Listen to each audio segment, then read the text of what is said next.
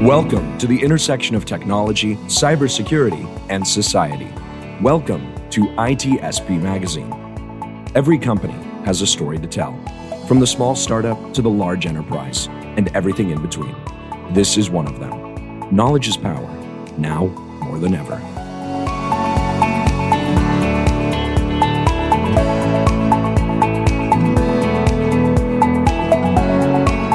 Marco. Sean. We're on the road, and guess what? On the road again to RSA Conference 2022. And I think I say this often in a joking way, but I can honestly say it today. I know your password. And that's something that I never know where Sean is going with this. Chris, you're a friend. We're talking here. We're having a good time. We're going to talk with you very soon. But I have to say, I dread sometimes what the first question from Sean to me is going to be. And because we talked about before we start recording, I'm like, he's going to go there with MySpace. I am going to go there. You're going to be targeted. You're on the hunt. The target is there on your back, my friend. I do have some ethics and morals that I won't share it. I know, but I'm going to say something that I wanted to start MySpace again for a vintage experience. And I couldn't remember, my email and everything. I asked Chris. And Chris like, yeah, no problem. Here you go. Here's your hash. Here's your... I'm like, you got to be kidding me.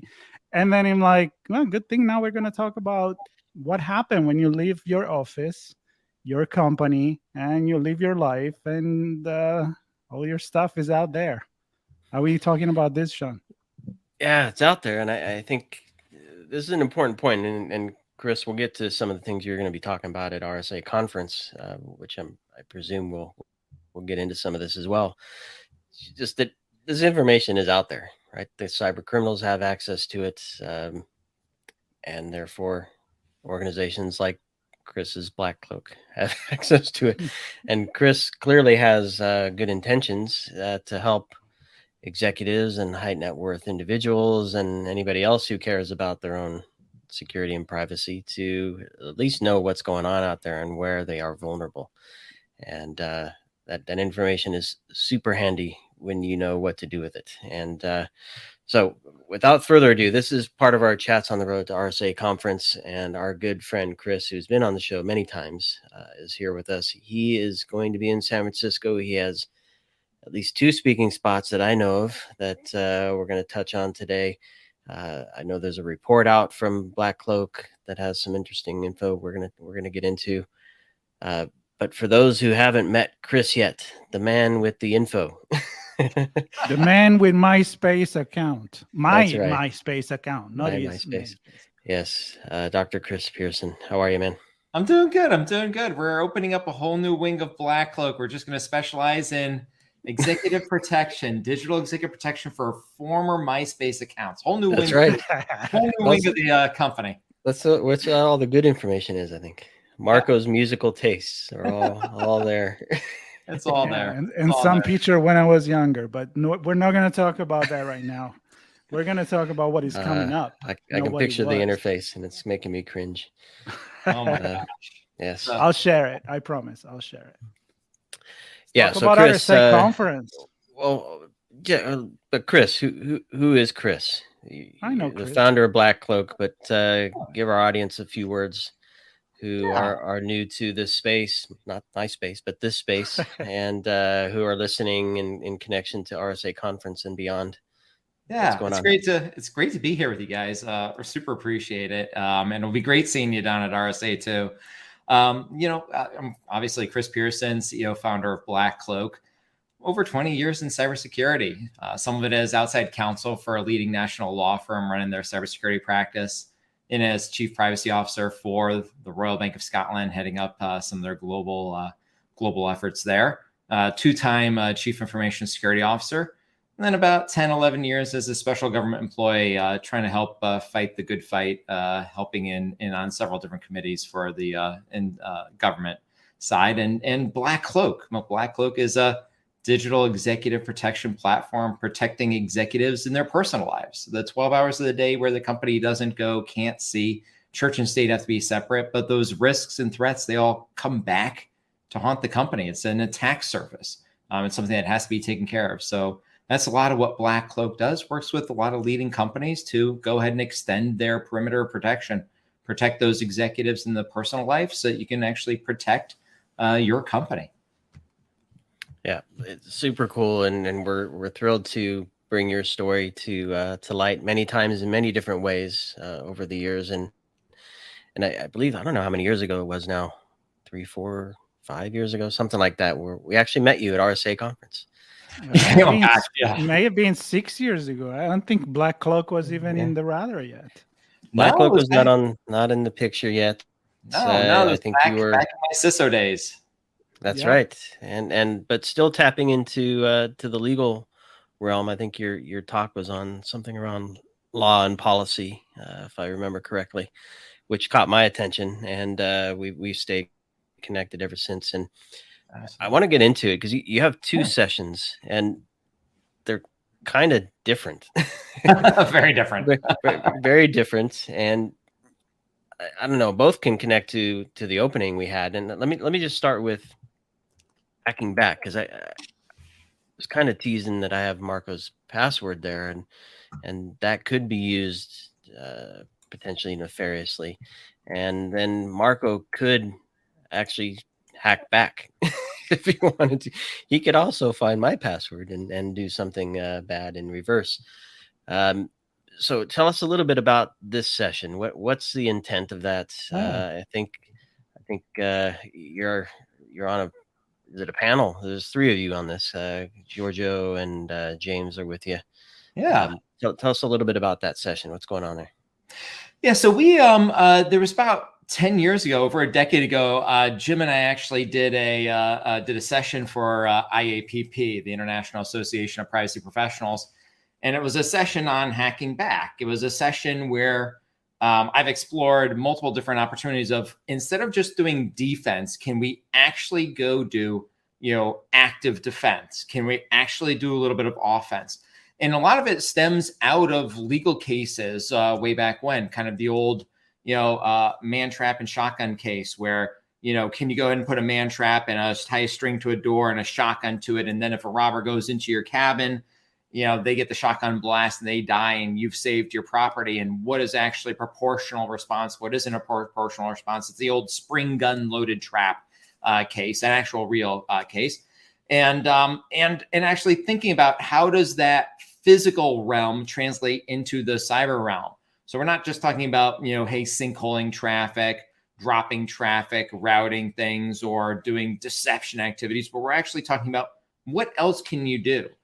Can you put in a, color-coded paint packet, just like they do at banks, into the bundle of cash and it explodes and person is not injured? I mean, I guess theoretically they could, maybe get a little bit of a burn or a little bit of a something, but, they just have pink all over them. What types of escalations are there that are more active defense that don't involve a murder, death, kill type of scenario, but actually take the fight to the attacker? And we started that over a decade ago, literally over a decade ago. And lo and behold, this summer, when I was thinking about things I wanted to talk about at RSA, I was like, well, let's talk about this. Now, we have no connection whatsoever to, the world politics today in terms of what's going on. But once again, very, very timely topic, and one that actually has come up in that span of time from last August until present day. So what we're going to do is talk about it. We're going to talk about what is defense, what is clear offense, and probably off limits and more in with the NSA intelligence agency's Defense Department. And then what is a little more close to the line, tiptoeing over the line in that really, really heavy, dark gray zone of active defense, and thinking about a little things around that, the legal, the policy, the operational, and who should be doing that, who shouldn't be doing that. How can we explore that space a little bit more? I want to ask you this, because many times we talk about how legal can't really go as fast as technology is developing, and how we look at past law. Of course, you're mentioning something that is still involve a shotgun, right? I mean, and still it can be part of a case. It can be part of certain rights and certain duty or certain legal situation. What's the situation here when you start moving into from corporate to private? And I'm sure Sean wants to follow with this, but I'm just curious from a societal perspective, how we balance all of this. Yeah, I mean, it really becomes, it becomes difficult. There's a whole policy angle here of what do we want as nations, right? Yes, the US, but other nations. What do we want our citizens doing or not doing? Do we want vigilantism? Do we want people taking the law into their own hands? What happens if it's the wrong person, right? The bad guy got taken out and the good guy picked up the gun and is standing there safeguarding the gun so that this guy's a little groggy, but he might be able to grab it. All of a sudden, the police officer comes in and just shoots him, or the other bystander, a new bystander, comes in, heard the shots and runs with their own gun and shoots that good Samaritan who's standing there with the gun, but he thinks he was the assailant. There's a lot there in terms of, on the cyber side of attribution and making sure you actually get the right target and the right damage and collateral damage. And what happens if the malware or the attack is from a university network or from grandma's house or from all of these different things have to be kind of pulled in. It's not just an operational issue. It's not just can you do it and how do you do it and what are the rules of the road? It's how do you protect against collateral damage? And who should be doing it? Policy-wise, do we want this to be something within the toolkit of private companies and or private citizens? And there are interesting debates there. It's not a clear yes or a no. There may be different levels depending on what it is you're actually doing that need to be further discussed, not really condoning or supporting any one decision or any one approach, but it's most certainly something that I think needs a lot more discussion these days, a lot more discussion. And so no shotguns here, obviously. And I really I can't stop thinking about being destroyed with pink stuff all over. What's the equivalent of that? And where does it actually go? What's the equivalent of the person? What's the equivalent of the pink? What's the connection there in this digital world? Because I can see maybe tainting the equivalent of the money, right? Yep. The document or the records or some kind of signature. That's assuming you can even attribute somebody to that. But what's that connection? I'm very interested in that. Yeah. So think about it this way. You have a private home and, can you go ahead and cameras outside? Yep, sure. Absolutely. Can you go ahead and put the alarms? Yep, absolutely. Can you go ahead and have the jewelry box, 2 jewelry boxes, one that's real, one that's fake? Yep. Perfect. And in one, put the pink packet. Yeah. Can you do that in your own home? Yes. Should, if a party guest comes back from saying they're going to the bathroom and they come back with pink all over them, you got an issue. The person is routing around, placed in your bedroom. They shouldn't be routing around.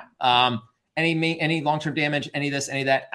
No, not really. Maybe they're allergic to pink dye. I don't know, but not really. Can you put a little grenade in there? Only take off a finger. They'll learn their lesson. Okay, now we're into that proportionality mix. So can you put in a real life-size grenade? You touch my box of Rolexes and you're going to lose your life. Once again, proportionality. So on the cyber side, we see some of the same potentials, right? Can you go ahead and have, right, different deception traps and different honeypots and all the rest? Yeah, most certainly. Absolutely. Can you go ahead and maybe have one of those files that gets stolen actually have something that beacons back? Interesting. Now there's the taking of and removing of something that has qualities to it that you don't know about, but you shouldn't have to because, right, they weren't yours to take. You took it. It's kind of inherent within the box or the document that you stole. Can you do that? That's a little more of a gray area. And in all intents and purposes, the answer is probably yes, you can. It can beacon back wherever it is. How about something that's malware? Can you have it so it destroys the system that it's on? Well, once again, now, okay, that's interesting. Maybe it neuters the system and makes it less usable, but is it a university system or grandma's computer, or is it the actual bad guy's system? How about destroy the system? So whatever system that malware or that document ends up on, it all of a sudden launches some malware and it actually is a wiper attack on that system and on that network. Well, now you're potentially going to have a whole lot of collateral damage, a whole lot of unintended consequences, kind of what happened with Stuxnet in terms of, right, it got out of the box, out of control and migrated into other areas until it's global and actually been able to be reverse engineered and used against other places, other countries, other governments. So that's where you actually end up having some of the interesting debates. What else can you do there? Where else can you move in terms of cyber versus the physical world? And that's where the exploding paint packet, can you mark your own territory? Yeah. Can you mark it with a little grenade or take off a finger virtually? Probably not. How about a big grenade? Probably not, as a normal private citizen in a normal corporation. Nice. Yeah, I'm so many pictures in my head with all of that. No question, it's gonna be a fascinating conversation with you, Giorgio, and James. That's in the law track of RSA, which is pretty cool. And I'm looking here. It's Tuesday the 7th, 8:30 a.m. for nearly an hour chat with those two guys. And bright and early, Sean. Bright and early. You're gonna wake everybody up with pink stuff. There's no one that will have partied the night before. That's right. On a Tuesday, Monday night parties. Exactly. So clearly I'd encourage everybody to check that one out. You're also doing something along collateral damage. So some of the things you just talked about had collateral damage, but that's not what we're talking about in this other one. This is around supply chain. And I mean, I don't even know how to connect this, but I think just even not everybody has the same level of awareness and security mindedness, right? Yeah. Especially when you start digging down into some of the smaller organizations in the supply chain, and that stuff works its way back to you somehow, some way. Marco's password for MySpace can be probably reused for something else. I don't know. We'll have to see. But what's this session on supply chain? It's called Collateral Damage, Prepping Your Organization for a Supply Chain Attack. And that's you seem to really have a good connection with James Shreve. Yeah. Jim's on with you for that one as well. What's going on there? Yeah. Just good friend, good people. What's nice is so RSA has these opportunities for learning labs. This is probably the 4th or 5th year we've done a learning lab.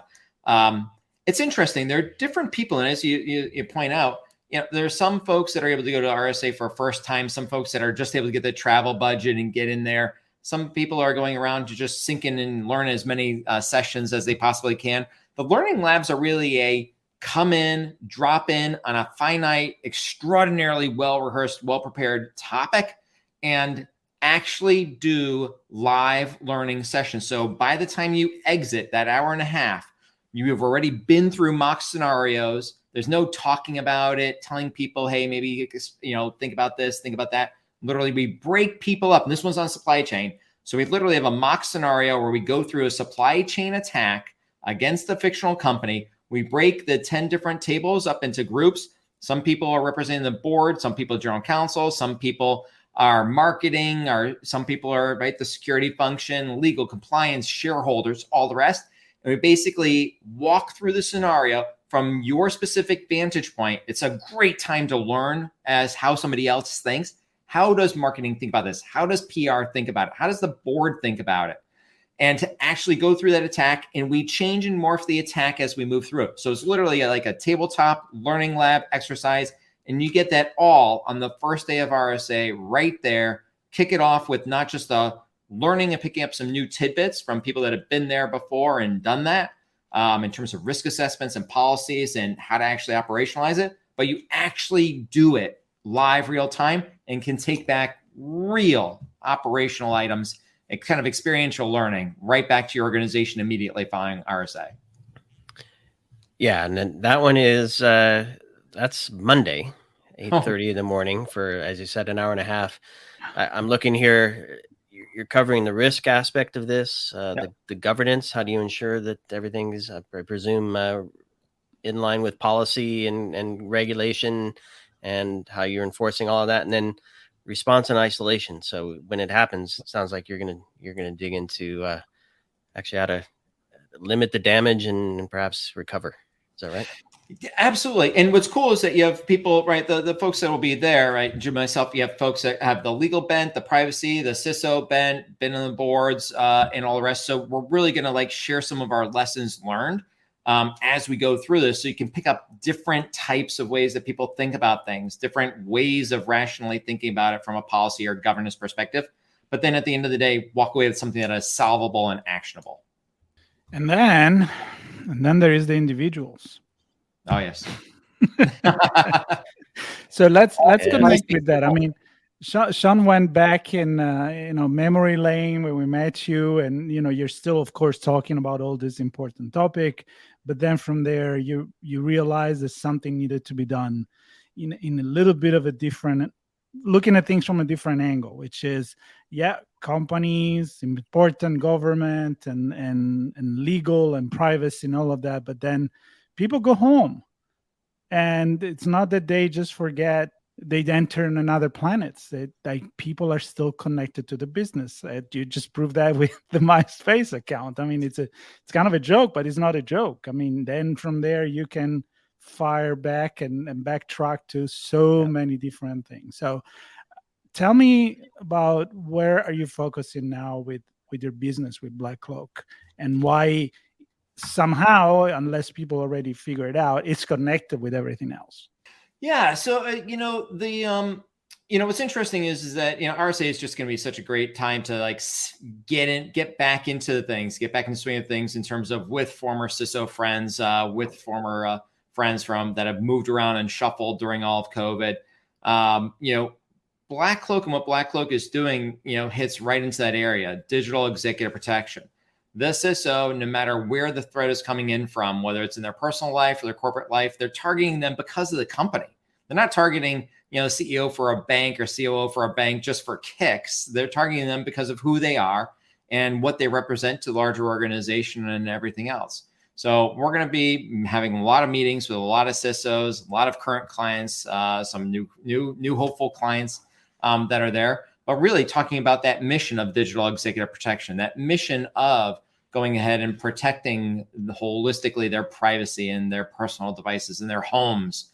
And of course, the peace of mind back into the CISO that those 12 hours are covered. So I think, as I look at RSA, I think it's going to be a lot of really, the emphasis for the whole week is going to be on reconnecting with people first and foremost, reconnecting with people in the community, peers and all the rest. Second, big aspect, partnerships. We have a lot of companies that we're working with that are, sisters and brothers in the cybersecurity landscape. So, myself and those other CEOs will be kind of plotting some next steps of what we do from partnership wise. And then I'm actually super excited to get out there. You mentioned the people part, right? Get out there, get underground and get moving around the show floor, see some of the new, cool, exciting technologies, how people are thinking about things, how people are advertising, marketing them, but just thinking through some of those new things that have been spotted. 2 years past the start of COVID, it's going to be really interesting to see what new ideas have sprouted up and what people are doing to tackle things. And you just said the thing where I was going to go, like this 2 years. I mean, you look back, it seems like they're 10, right? I mean, seems like back to MySpace days. I don't know. Exactly. I go all the way back there. But I also go back to, 2 years ago when we were at RSA Conference, and how relevant these 2 years have been with the working from home, with the remote presence, and how, again, it connects. I want to connect again with BlackCloak, because it seems easy to say, the company is protecting you, the C-level, the manager in the company, and then I'll protect you at home as well. But there is those conversations we had about, you can't really do that, because then there is a privacy, and the CISO wants to have that responsibility to deal with the private life of the manager. So tell me about that one, and how these 2 years have been so relevant for changes in our lifestyle. Well, it's interesting, as you guys know, because you were there with me, from the beginning in terms of early days, 2018. Is I kept on saying the home is the new battleground. The home is the new battleground. It's the soft underbelly of the corporation. We knew so from a classified and cleared world that it was. Most certainly, as a CISO, I saw different machinations of that in terms of the intrusions into personal life. Prior to COVID, there was always a little bit of an explanation, 30 minutes of actually, why is that relevant? How is that relevant? As soon as COVID hit, and as soon as everyone ended up, basically working nonstop from home for over a year and a half, and let's face it, still to this day, it became one of those things where the aha moment was, well, of course the home is the new battleground, right? There's no more justifying it or explaining it. Everyone understood the home, all the devices in the home, all the members of their family, everything, that ecosystem is who the executive is who the board of director is who that team member is. And everything that happens there can translate back into a risk or harm to the company, whether it be where they live, much more relevant now, their home telephone number, their cell phone numbers, their personal email addresses and the protections therein.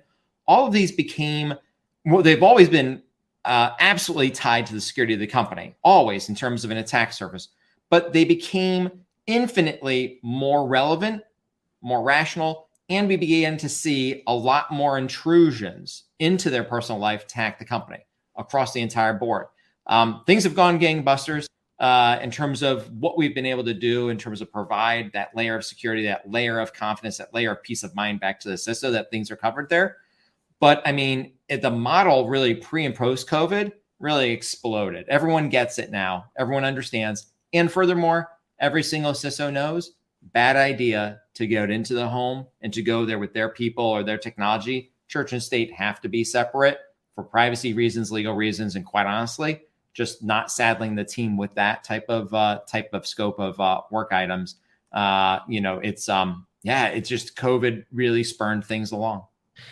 And Chris, I can't mention the company, but I have a good friend works for one of the largest banks in the U.S. and there was a time, it also happened during this, but there were instances before COVID where social injustices and activities that perhaps put employees at all levels at risk physically in their home, and I'll just say the networks they connect to at risk, which if you're working from home and you're relying upon that ISP and the ISP gets burnt down, how resilient is that connection for that critical employee doing work for the company?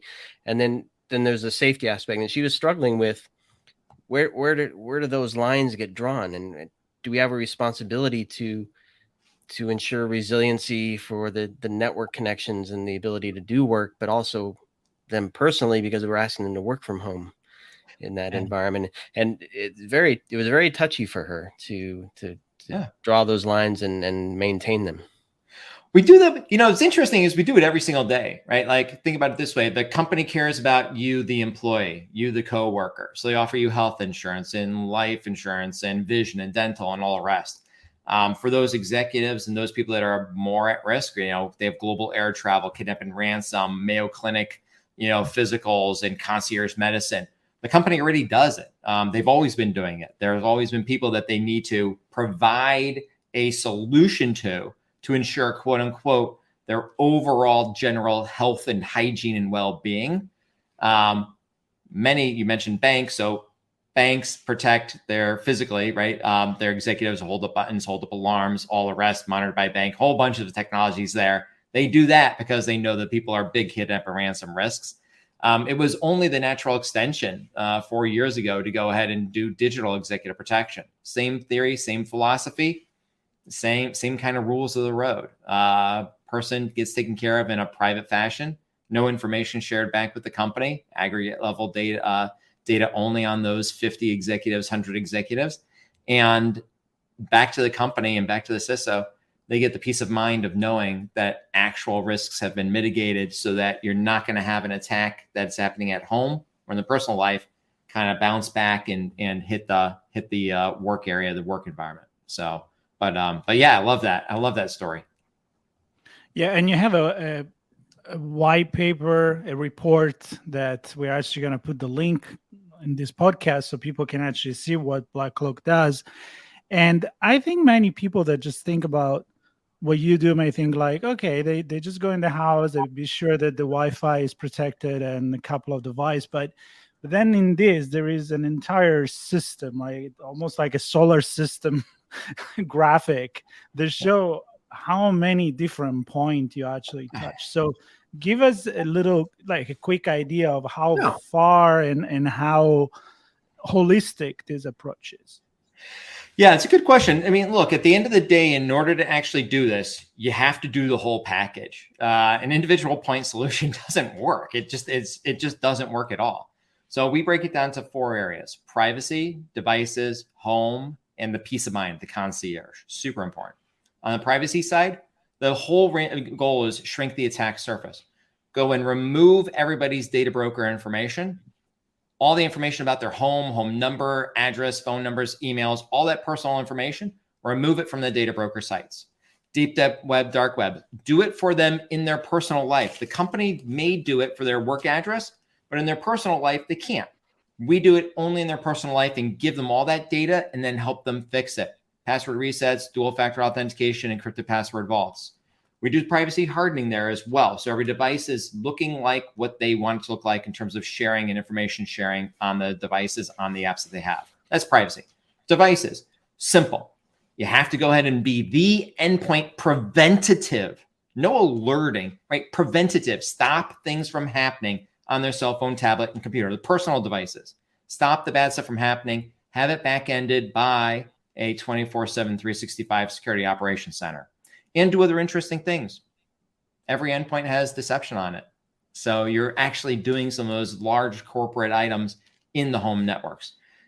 The homes, literally pen test the homes. Go ahead and every single week hack into the homes. Try to hack into homes, try to break in, protect all the IoT devices, protect all the networks, and then back it up with award-winning concierge, bespoke, no limitation on time, devices, scope, anything privacy and cybersecurity related, taken care of so that it takes all of this off the back of the CISO, the deputy, the security operations director, the threat intel person, and their whole security team at the company. Remove all of it. We become that point of contact for only their personal life. So that's the holistic platform. It is absolutely a platform play, and apps on all their endpoints, and a relationship, just like they would have in the private wealth space, a relationship with somebody at BlackCloak. That's the way you solve it. And it's such a great idea, Chris. And I'm personally thrilled to have been with you since the beginning, or not with you since the beginning, but aware of it since the beginning. Yeah. As it became a thought in your mind, and you told us this is what I'm about to go do, and I'm like, this is so cool, and beyond cool, it's important. And so you're going to be in San Francisco. You're going to be there for the few days. There's a link we're going to put in the show notes where people can find out more about your presence there and how to connect with you. Yep. If they don't end up there, they can certainly see you at the sessions. Absolutely. Oh yeah, absolutely. Yep. So I would encourage you, the Learning Lab on Monday. That's 8:30 to 10. Obviously local time Pacific there, Monday the 6th. That's the collateral damage, supply chain attack Learning Lab. And then you're on the panel on Tuesday the 7th, 8:30 to 9:20, hacking back, to be or not to be.